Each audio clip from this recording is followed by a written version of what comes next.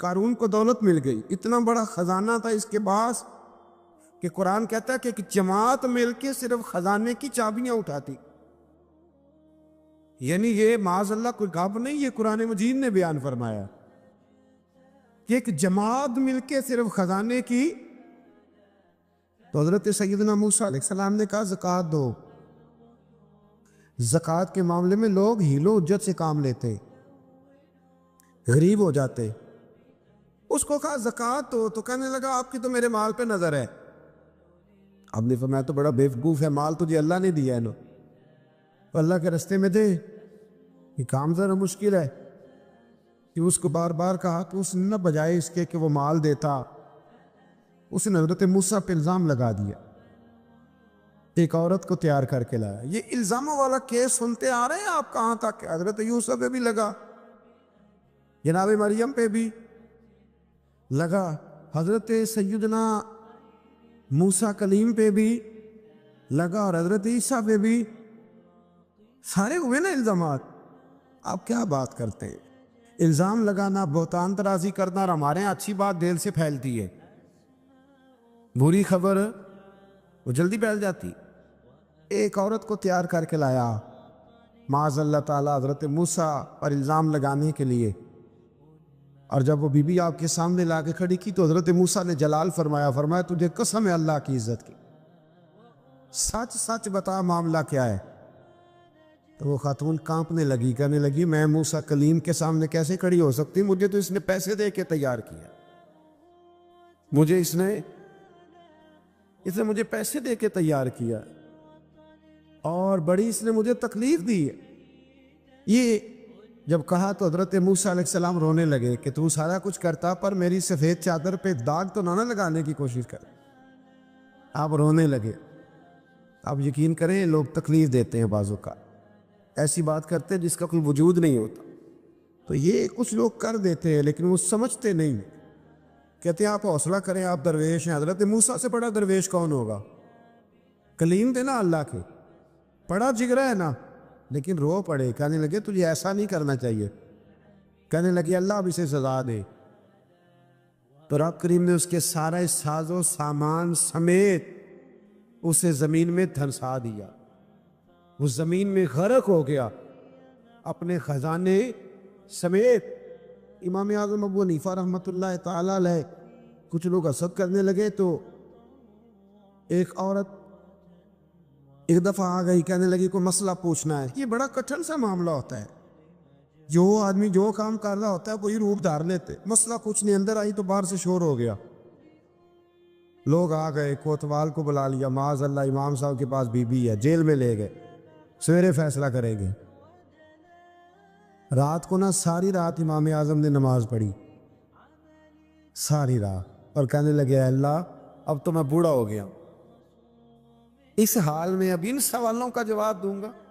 وہ عورت بھی ساتھ بند تھی، اس عمر میں ان سوالوں کے جواب یار بڑا مشکل ہوتا ہے. اللہ اکبر. اس عمر میں امام صاحب رو رہے تھے تو اس عورت کا دل نرم ہو گیا. امام صاحب سے کہنے لگی مجھے غلطی ہو گئی، میں نے پیسے کسی سے پکڑ لیے تھے. حضور آپ تو اللہ کے نیک بندے. امام صاحب کہنے لگے اب ایک نیکی کر، کوتوال سے کہہ کہ مجھے کوئی تکلیف ہے تو میں دوا کھا کے واپس آ جاؤں گا. تو وہ کوتوال تو پہلے ملا ہوا تھا، اس نے اس کو کہا کہ مجھے کوئی تکلیف ہے میں گھر جاتی ہوں، دوا کھا کے واپس. امام صاحب نے سمجھا دیا. وہ گئی تو جو برقع اس نے پہنا ہوا تھا نا نقاب ساری عورتیں، وہ جا کے نا اس نے امام صاحب کی بیوی کو دیا. امام صاحب نے اس کو سمجھا کے بھیجا تھا. وہ برقع گھر لے گئی اور جا کے زوجہ کو ساری بات سنائی. وہ دوائی کھانے گھر چلی گئی اور زوجہ برقع پہن کے تھانے آ گئی. سویرے قاضی کے سامنے بھیج ہوئے تو کہنے لگا جی آپ اتنے بزرگ ہو کے عالم ہو کے بیوی کے ساتھ اکیلے. فرمایا میری بیوی ہے تو میں نے اکیلے ہی ہونا تھا اس کے ساتھ، اور کس نے ہونا تھا؟ جناب آپ کی بیوی. فرمایا بلاؤ میرے سسر کو، اور بلاؤ محلے کی 10-12 عورتوں کو بھی دیکھ لے. انہوں نے دیکھا تو امام صاحب کی بیوی نکل آئی. وہ جتنے تھے نا الزام لگانے والے وہ اب غور سے دیکھ رہے تھے. تو ایک کہنے لگا امام صاحب سے یہ کیا ہوا؟ فرمایا قرآن ہے وَتُعِزُّ مَن تَشَاءُ وَتُذِلُّ مَن تَشَاءُ. یہ قرآن ہے. ہونا کیا تھا؟ رب نے اپنا وعدہ سچا کر کے دکھایا ہے. تو اس نے بھی الزام لگایا، پھر سزا یہ ملی کہ وہ ہمیشہ کے لیے زمین میں دھنستا۔ دولت کون دیتا ہے؟ اللہ دیتا ہے نا، تو اگر اللہ کہے تھوڑی سی واپس بھی کرو، بندیاں دے خرچے بات جانتے تھے، تھوڑی سی واپس مانگ لے تو ہاتھ تنگ ہو جاتا ہے۔ کہ خاتون نے ایک دفعہ مجھے پیغام دیا تو میں بڑی اس کی بات سن کے مجھے عجیب لگا۔ وہ کہنے لگی کہ دوسری جگہ میری شادی ہوئی ہے، مجھے طلاق ہو گئی تھی، تو مجھے ایک تانا روز سننے کو ملتا ہے، تو اتنی اچھی ہوتی تو وہاں نہ رہ لیتی۔ تو بھئی یہ کوئی تانے والی بات ہے؟ کو ضروری ہے کہ بیوی غلط ہوتی ہے تو طلاق ہوتی ہے؟ اللہ کے محبوب علیہ السلام کی 2 صاحبزادیوں کو ابو لہب کے 2 بیٹوں نے طلاق بھیج دی تھی، کس کی غلطی تھی؟ تو آپ کیا کہہ سکتے ہیں یہاں کیوں طلاق؟ تو اتنی جلدی بات تھوڑی کر دیں گے آپ، تھوڑی احتیاط فرمائیں بولنے۔ حضرت عبداللہ ابن عباس فرماتے ہیں میرے نبی پاک علیہ السلام نے میری تربیت فرمائی، اور محبوب پاک علیہ السلام نے فرمایا عبداللہ یاد رکھنا، یہ نوجوان دوست میری بات لکھ لیں، پریشان لوگ میری بات لکھ لیں، جن کے پاس قوت فیصلہ نہیں وہ اس بات کو لکھ لیں۔ حضرت عبداللہ ابن عباس فرماتے ہیں میرے نبی پاک علیہ السلام نے مجھ سے فرمایا تھا عبداللہ سن، اگر ساری دنیا مل کے تیرا کوئی نفع کرنا چاہے، کر نہیں سکتی جب تک میرے رب کی رضا نہ ہو، اور فرمایا ساری دنیا مل کے تیرا کچھ بگاڑنا چاہے تو عبداللہ بگاڑ نہیں سکتی جب تک رب کریم کی حکمت کا تقاضا نہ ہو۔ لوگوں سے ڈرنا، لوگوں کی طرف دیکھنا، ماحول دیکھ کے اپنے راہ کا تعین کرنا، ہر بندے کے خیالات کے مطابق ڈھلنے کی کوشش کرنا، فلانا نہ ناراض ہو جائے، فلانا نہ ناراض ہو جائے، وہ جس نے ہونا ہو جائے، بس رب رسول ناراض نہ ہو۔ اپنی زندگی میں اپنے مالک کو مولا جان کے، بل اللہ مولاکم، اللہ تمہارا مولا ہے، وَهُوَ خَيْرُ النَّاصِرِينَ، وہ بہترین مددگار ہے۔ توجہ جب بھی کریں رب کی جانب کریں، اپنے دل کا قبلہ درست رکھیں، سوچوں کے زاویے سیدھے رکھیں۔ میرے بھائی، مالک جب بندوبست کر دے نا، جب مالک بندوبست کر دے، پھر ایسا بندوبست کرتا ہے کہ لوگوں کے پاس نا چارہ نہیں رہتا۔ حضرت مریم رضی اللہ تعالی عنہا پاک باز تھی، مسجد میں رہی تھی، پر مالک کی حکمت کے تقاضے بڑے عجیب ہیں نا۔ پھر جناب مریم کو اللہ تعالیٰ نے بغیر شوہر کی اولاد عطا کر دی۔ یہ بات ہی ایسی تھی، کسی نے کہا تھا کہ مخلوق تو فنکار ہے اس درجہ کے پل بھر میں سنگے در کعبہ سے بھی اصنام تراشے، تم کون ہو کیا چیز ہے داغے کبابی، لوگوں نے تو مریم پہ بھی الزام تراشے۔ تو لوگوں نے کہا کدھر سے لے آئی بچہ، تیرا باپ تو ایسا نہیں تھا، کہاں سے لے آئی؟ اللہ کرے میں آپ کو سمجھا سکوں، ذرا اپنے آپ کو وہاں کھڑا کریں کہ ایک پاک باز عورت، پاک باپ کی بیٹی، طیب ماں کی بیٹی، اور اللہ کے گھر میں پرورش پانے والی خاتون، ایک وہ وقت اور ایک یہ وقت کہ اس عورت کو کٹہرے میں کھڑا کر کے پوچھا جا رہا ہے کہ معاذ اللہ تیری گود میں بچہ جائز نہیں ہے، کہاں سے لائی ہے؟ اب خود سے صفائیاں بندہ کتنی کو دے، کتنی کو وضاحتیں کرے۔ اور میں نے تو اپنی زندگی میں دیکھا ہے زیادہ وضاحت دینے والے کو بھی لوگ جھوٹا سمجھنے لگ جاتے ہیں، زیادہ وضاحت دینے پر بھی لوگ کمزوری کا اظہار سمجھتے ہیں کہ کمزور پڑ گئے۔ آپ صلح کی کوشش کرتے ہیں، سامنے والا بزدل سمجھ لیتا ہے، زیادہ وضاحتیں بھی کمزور کر دیتی ہیں۔ اب حضرت مریم کو کٹہرے میں کھڑا کر کے کہا بچہ کس کا ہے؟ تو پھر خدا بندوبست جب کرے، اللہ جب مددگار ہو، تو پھر حضرت مریم کی گواہی درختوں سے نہیں دلوائی، اس نے پتوں سے نہیں دلوائی، پھر فرشتے نہیں بھیجے۔ حضرت مریم کہنے لگی مجھ سے نہ پوچھو، وہ جو پنگوڑے میں ہے اسی سے پوچھ لو، ان سے پوچھو نا، وہ کون ہے پوچھ لو، ان سے کر لو سوال۔ انہوں نے کہا پنگوڑے میں چند دنوں کا بچہ، یہ جواب دے گا؟ مددگار تھا رب، ان کی برات کا اعلان کرنا تھا مالک نے، اور جب مالک اعلان کر دے، جب مالک تیری صفائی دینا چاہے، جب مالک تجھے دنیا کے سامنے نکھارنا چاہے تو پنگوڑے میں لیٹے حضرت عیسیٰ بول کے کہنے لگے انی عبداللہ آتانی الکتاب، فرمایا میں اللہ کا بندہ ہوں، رب نے مجھے کتاب عطا کر کے نبی بنا کے دنیا میں بھیجا ہے، میں اللہ کا بندہ ہوں، کتاب لے کے آیا ہوں، نبی بن کے آیا ہوں۔ پھر پنگوڑے سے اعلان ہو گیا، پھر بچہ بول پڑا، اور یہ ایک دفعہ نہیں بات ہوئی۔ یہ بنی اسرائیل میں ایک جریج نام کے شخص بھی تھے جو نماز پڑھ رہے تھے، بعض نے لکھا ہے نفل نماز تھی، اماں نے پکارا تو آئے نہیں، تو ماں کے منہ سے نکل گیا تو اتنی دیر تک مرے گا نہیں جب تک کسی بے حیا عورت کا منہ نہ دیکھ لے۔ تو وہ عبادت گزار تھے، لیکن لوگوں نے ان کی عبادت، ریاضت، پرہیزگاری کو نہیں دیکھا، بس ایک عورت کو بھیج کے الزام لگوا دیا۔ وہ عورت آیا جایا کرتی تھی، اب آ جاتی ہیں عورتیں، مسئلہ پوچھنے کی نیت سے بھی آ جاتی ہیں۔ ماحول میں کچھ جگہ ایسی بھی ہیں جہاں عورتیں دم کرانے کے بہانے آ جاتی ہیں۔ وہ خاتون آتی جاتی تھی اس خانقاہ پہ، آستانے پہ، یہ بخاری میں موجود ہے، پھر اس نے کہا میری گود میں جو بچہ ہے یہ انہی کا ہے۔ مجھے بتائیں کیسے بندہ وضاحت دے؟ حالات خراب ہو گئے، لوگ کٹیا جلانے لگے، ماحول اور طرح کا بن گیا۔ میرے نبی پاک علیہ الصلوۃ والسلام فرماتے ہیں پھر اس رب کے بندے نے کہا مالک تو کریم ہے، تیری مشیت کا تقاضا آیا جو میری ماں نے جملے بولے تھے، پر اب میں وضاحت دینے کے قابل نہیں رہا، اب تو ہی کرم کرے گا تو دروازہ کھلے گا۔ تو وہ چند دنوں کا بچہ پنگوڑے میں بول کے کہنے لگا میں اس درویش کا نہیں، میں تو فلانے چرواہے کا بچہ ہوں، وہ جو بکریاں چراتا ہے۔ رب کی مدد کو پکاریں، اپنے ساتھ اپنے مالک کی مدد کو شامل کریں، تھوڑے رزق پر بھی گزارا اچھا ہونے لگ جائے گا۔ سارے لوگ آپ کو گرانے کی تدبیریں کر رہے ہوں گے اور مالک آپ کو عزتیں عطا فرما دے گا، اس کی بارگاہ سے حکمت کا تقاضا اور ہو جائے گا۔ ہم نے ساری زندگی لوگوں کو راضی کرنے میں گزار دی، ساری زندگی بڑھاپا آ گیا بچوں کو پالتے، اور بچوں نے آخری عمر میں کہہ دیا ابا اگر کوئی ڈھب کا کام کر لیتے تو آج ہمارے دن بھی پھر نہ جاتے۔ ساری زندگی گزار دی بہن بھائیوں کو راضی کرنے میں، ساری زندگی گزار دی ذمہ داریاں اٹھانے میں، ان کو 99 دفعہ دیا، ایک دفعہ نہیں دیا تو انہوں نے کہہ دیا تو نے تو کبھی دیا ہی نہیں، تو تھا ہی نہیں۔ ساری زندگی محلے داروں، علاقے والوں کو راضی کرنے میں گزار دی۔ اور میں نے ایسے لوگ بھی دیکھے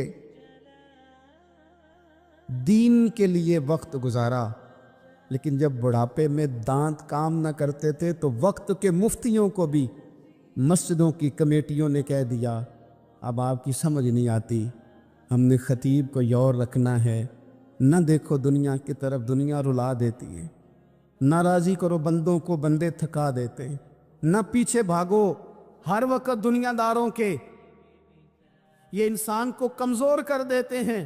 وہ تو کریم ہی بڑا ہے، 2 آنسو زمین پر بعد میں گرتے ہیں، بندے کے گناہ سارے پہلے معاف فرما دیتا ہے۔ اللہ کی مدد کا حصول، اپنے مالک کی مدد کی طرف بڑھنا، آپ کو بدر کی جنگ بھی یہی درس دے گی، آپ کو احد کا میدان بھی یہی سبق دے گا، فتح مکہ بھی یہی سبق دے گا۔ میرے دوستو جب رب مدد فرمائے، جب اللہ مددگار بنے، دوستوں سے ایک بات اکثر کرتا ہوں،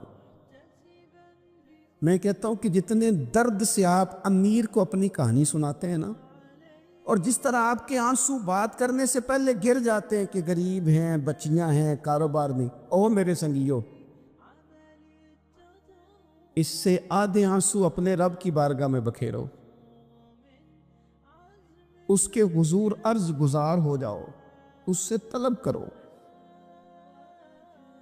ایک وقت انسان پر زندگی میں ایسا آتا ہے کہ اسے یوں محسوس ہوتا ہے کہ میرا سایہ بھی ذرا سا پیچھے ہٹ گیا ہے، اسے یوں لگتا ہے کہ میں کسی سہارے پہ ہاتھ ڈالتا ہوں تو وہ بھاگ جاتا ہے مجھ سے، لیکن مالک کی بارگاہ ایسی عظیم بارگاہ ہے، رب رسول کے آستانے اتنے بڑے ہیں کہ آپ جب وہاں کشکول طلب دراز کرتے ہیں تو جھولی پھیلانے میں دیر لگتی ہے، ان کو بھرنے میں تو کوئی دیر نہیں لگتی۔ ہم نے اپنا سوچ کا قبلہ ہی دنیا کو بنا لیا ہے، یہ جو اللہ والوں کی مدد ہے یہ تو ہے نہیں، اللہ ہی کی مدد ہے۔ لیکن یہ جو سیٹھوں کی طرف توجہ کرنا، نوابوں کی طرف توجہ کرنا، دنیا داروں کی طرف توجہ کرنا اور اپنا مزاج اس طرح کا بنا لینا، یارو گردن کو جھکا دیتا ہے خیرات کا پتھر، جہاں میں مانگنے والوں کے سر کبھی اونچے نہیں ہوتے۔ اور اقبال کہتے ہیں غیرت ہے بڑی چیز جہان تگ و دو میں، پہناتی ہے یہ فقر کو تاج سردارا۔ میں عرض کروں گا کہ اپنی آپ جب توجہ کا قبلہ اللہ رسول کو بنائیں گے تو رب فرماتے وَيَرْزُقْهُ مِنْ حَيْثُ لَا يَحْتَسِبُ، میں نہ تجھے وہاں سے رزق دوں گا جہاں سے کبھی تیرا گمان بھی نہیں کیا ہوگا، یہاں سے بھی مل سکتا ہے، تو نے سوچا بھی نہیں ہوگا۔ بخاری شریف میں حدیث ہے، حضرت جابر بن عبداللہ فرماتے ہیں نبی پاک صلی اللہ علیہ وسلم نے نا 300 لوگوں کا ایک لشکر روانہ کیا کسی مہم کے لیے، کسی جہاد کے لیے۔ حضرت ابو عبیدہ بن جراح رضی اللہ تعالیٰ عنہ امیر لشکر تھے۔ فرماتے غربت اتنی زیادہ تھی، بھوک اتنی زیادہ تھی کہ ایک ایک کھجور دن میں ایک وقت کھانے کو ملتی تھی، اور کچھ دن ایسے آئے کہ اب کھجور بھی نہیں مل رہی۔ فرماتے اتنی زیادہ بھوک لگی مجاہدین کو 300 بندہ پتے کھا کے گزارا ہونے لگے۔ یہ بخاری میں موجود ہے۔ آپ فرماتے کہ دریا کے کنارے ہمارا پڑاؤ تھا، ٹھہراؤ تھا، جب بھوک سے نڈھال ہو گئے نا وَيَرْزُقْهُ مِنْ حَيْثُ لَا يَحْتَسِبُ، اللہ وہاں سے روزی دیتا ہے، گمان بھی نہیں ہوتا۔ فرماتے ہیں ایک مچھلی اللہ تعالیٰ نے دریا کے کنارے بھیجی، فرماتے ہیں وہ تھی تو مچھلی پر پہاڑ جتنی تھی۔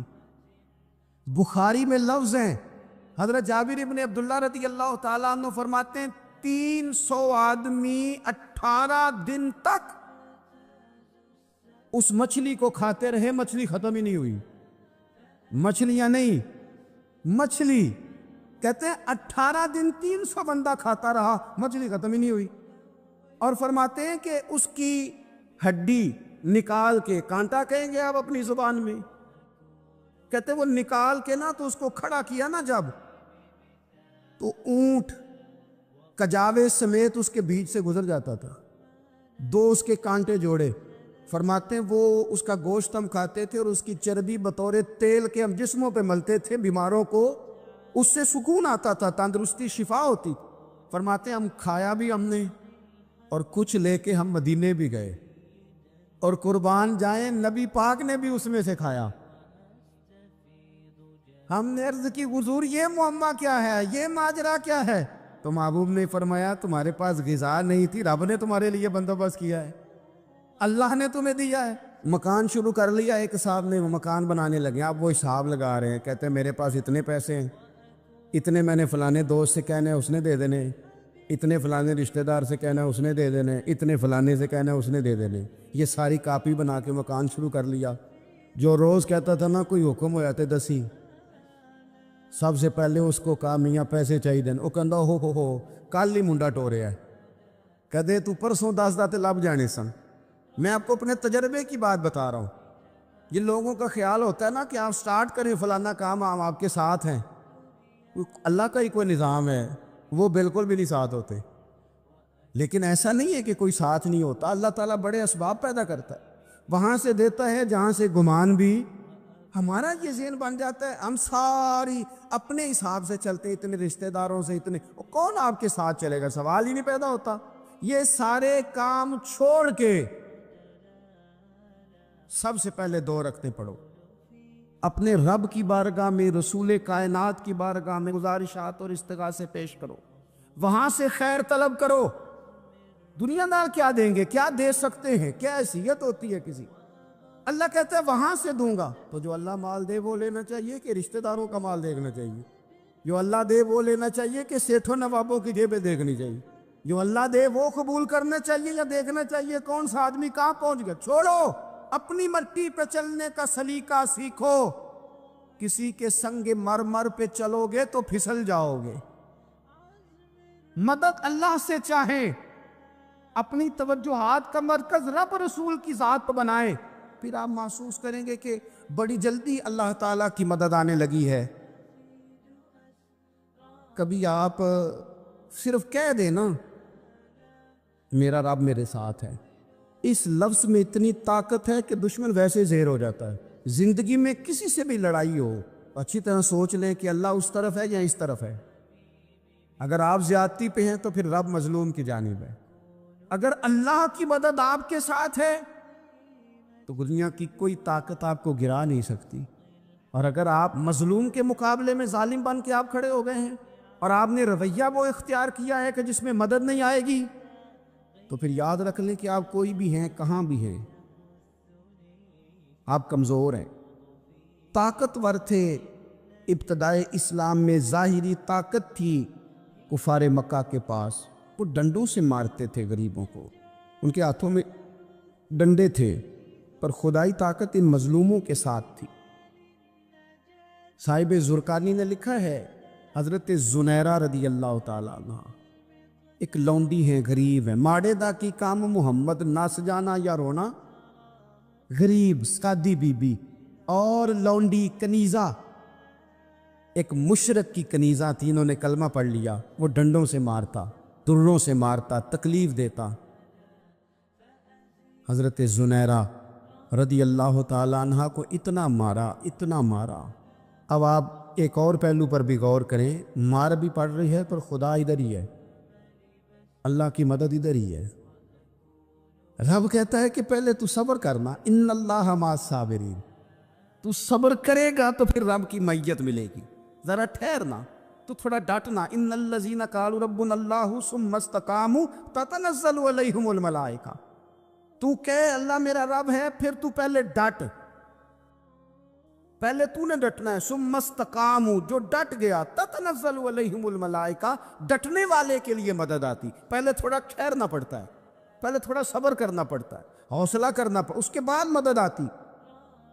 مار پڑ رہی ہے، مارا جا رہا ہے، حضرت زنیرہ کو ان کا مالک جو ہے ظاہری آقا وہ مار رہا ہے، یہ کنیزہ ہے، اتنا مارا، اتنا مارا، ان کی بینائی چلی گئی،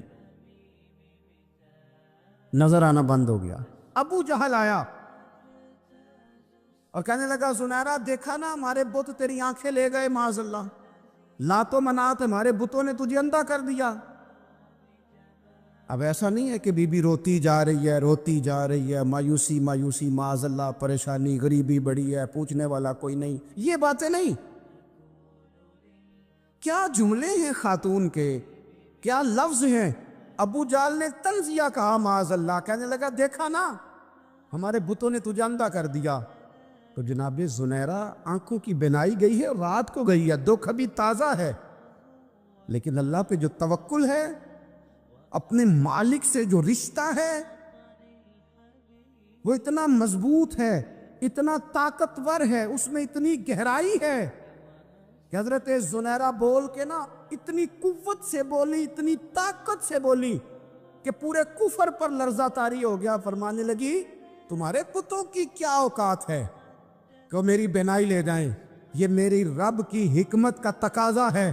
جب تک اس نے چاہا زنیرہ دیکھتی رہی، اور جب اس نے چاہا زنیرہ کی آنکھوں کی بینائی چلی گئی، اور اگر وہ چاہے گا نا تو بینائی واپس بھی کر دے گا۔ اگر ہو ذوق یقین پیدا تو کٹ جاتی ہیں زنجیریں، اگر وہ چاہے گا تو بینائی آ بھی جائے گی۔ حضرت زنیرہ نے رات کو یہ لفظ کہے، ابو جال اور سارے کفار ڈر کے سن کے چلے گئے، آپ اطمینان سے آ کے بستر پہ سوئی۔ جب سویرے اٹھی تو اللہ نے آنکھوں کی روشنی واپس کر دی تھی، آنکھوں کی اب چھڑی پکڑی ہے، بازاروں میں گھومتی ہے، کہتی ہیں بلاؤ کدھر ہے تمہارے لات و منات، دیکھو میرے رب نے روشنی واپس کر دی۔ آ کر میرے ساتھ ادھر آ، ستمگر ہنر آزمائیں، تو تیر آزما ہم جگر آزمائیں۔ بیمار لوگوں یاد رکھو، کہہ دیا ڈاکٹر نے کہ تو بڑا بیمار ہے، تو بڑا کمزور ہے، یہ ہو گیا وہ ہو گیا، تو ڈاکٹر اپنے علم کے مطابق بات کر رہا ہے، ہوگا تو وہ جو میرا رب چاہے گا۔ کمزور ہو جانا، پریشان ہو جانا، تکلیف میں آ جانا، پتہ نہیں بات ہو گئی ہے تو جانے کیا ہو جائے گا۔ اپنی زندگی کے اندر اپنے رب سے رشتہ مضبوط کرے، رسول کائنات سے رشتہ مضبوط کرے، اللہ والوں سے رشتہ مضبوط کرے۔ حضرت زنیرہ نے پیغام دیا کہ زندگی میں جو جینا چاہتے ہیں تو وہ رب کا نام لے کے جی سکتے ہیں، جو اپنی زندگی میں خوشیاں دیکھنا چاہتے ہیں تو رسول اللہ کے نام پر خوشیاں دیکھی جا سکتی ہیں. توکل کی بنیاد پر بندہ خوشیاں لے سکتا ہے. اور اگر انسان میں توکل نہیں ہے تو پھر وہ اس کالے جادو سے بھی ڈر رہا ہے، وہ نیلے سے بھی ڈر رہا ہے، وہ پیلے سے بھی ڈر رہا ہے، وہ فلانے سے بھی ڈر رہا ہے، وہ میرے خلاف فلانا رشتہ دار سازش کر رہا ہے تو ڈر رہا ہے، فلانا میرے بارے میں یہ کر رہا ہے تو ڈر رہا ہے، وہ پتہ نہیں دنیا ادھر ہو جائے گی تو کیا ہو جائے گا. اٹھ باندھ کمر کیوں ڈرتا ہے؟ پھر دیکھ خدا کیا کرتا ہے. تو اس ساری گفتگو کا نچوڑ آپ کو یہ عرض کیا ہے. سب سے پہلے تو یہ کہ میدانوں میں مدد بھی اللہ کی، رزق میں مدد بھی اللہ کی، فصلیں خشک ہوں تو مدد پھر بھی اللہ کرے تو پھر ساری مدد، اور اگر انسان بیمار ہو تو پھر بھی مدد اللہ کی. تو اپنے اللہ کی جانب توجہ کو بڑھائیں، آپ اللہ سے مدد کے سوالی بنیں. ترمذی کی ایک حدیث ہے، میں آپ کو زندگی کا تجربہ بتاتا ہوں کہ جب میں بڑا پریشان ہوتا ہوں تو یہ والی روایت کھول لیتا ہوں، مزہ دیتی ہے. میرے نبی پاک علیہ السلام نے فرمایا اپنے دکھ سیٹھوں نوابوں کو نہ کہنا، مالداروں کا نہ کہنا، ورنہ اللہ تمہیں کبھی غنی نہیں کرے گا. فرمایا اپنے دکھ اپنے رب کی بارگاہ میں عرض کرنا، جلدی کرے یا دیر سے کرے اللہ تمہیں لوگوں سے بے نیاز کر دے گا، اللہ تمہیں غنی کر دے گا. رات کو بیٹھو نا اس کی بارگاہ میں.